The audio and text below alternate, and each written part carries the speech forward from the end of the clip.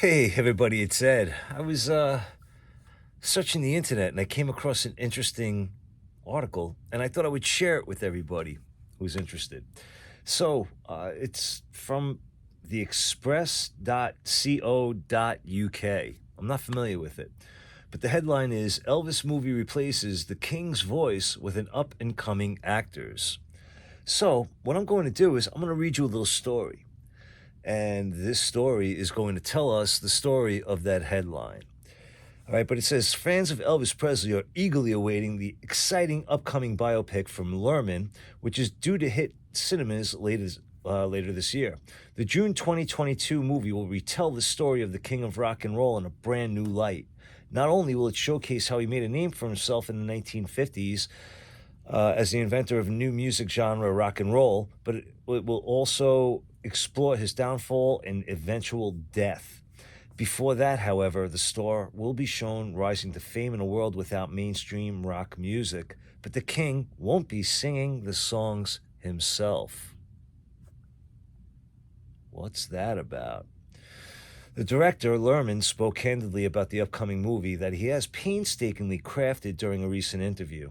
He explained that early recordings of Elvis's voice and music were somewhat nostalgic, but were not good enough to place directly in the Hollywood blockbuster.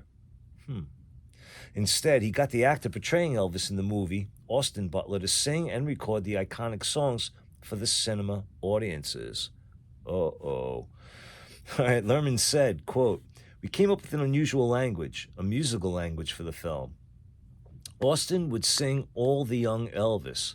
But fear not, Elvis fans, Austin is taking only a part of the King's role, and he's taking it very seriously." Austin revealed during the same interview he has put a lot of work into perfecting his voice. He said, quote, "For maybe a year before we even started shooting, I was doing 6-7 days a week of voice coaching and working with different experts and just trying to get the register to be in the right place and the dialect and the way Elvis inflects and everything," unquote. With that said, Austin added that he eventually decided the humanity of Elvis was the most important thing in his portrayal. Austin recalled, "Ultimately, we realized the life of Elvis is what's important. You can impersonate somebody, but to find the humanity and the life within it and the passion and the heart, I had to release myself from the constraints of that." Okay. Although the King's voice has been replaced in the film for his early years, the King does take place front and center in the second half of the film. The Elvis movie eventually moves into the 1960s when he became a global icon. Lerman confirmed that Elvis's voice is involved in this part of the film, despite being dead for more than 40 years. Lerman explained, "From the 60s on, we would blend Austin's voice with the real Elvis. So when you hear In the Ghetto, it is Elvis. So then why blend it? But all right, whatever." Austin's portrayal of Elvis will likely be polarizing for a number of the King's fans, but the most important person in his life did give her blessing for the film's production. Does anybody know who that could be? Lerman said Austin visited Graceland during the production of the film, and during their visit, they met with Priscilla Presley, Elvis's ex-wife and the mother of his child, Lisa Marie Presley. And her arrival at the meeting took Austin's breath away. Austin remembered with a smile, quote, "I opened the door and I walked in, and I'm just sort of waiting in the living room. And eventually she walks in, and she's so ethereal, it took my breath away." Of course, Austin was no doubt feeling the pressure of taking on the cinematic version of Priscilla's ex-husband, because he would also be telling her story as well, but he had no need to worry.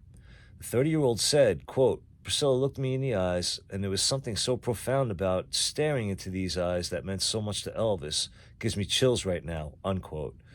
She eventually broke the silence. She told him, "You have a lot of support."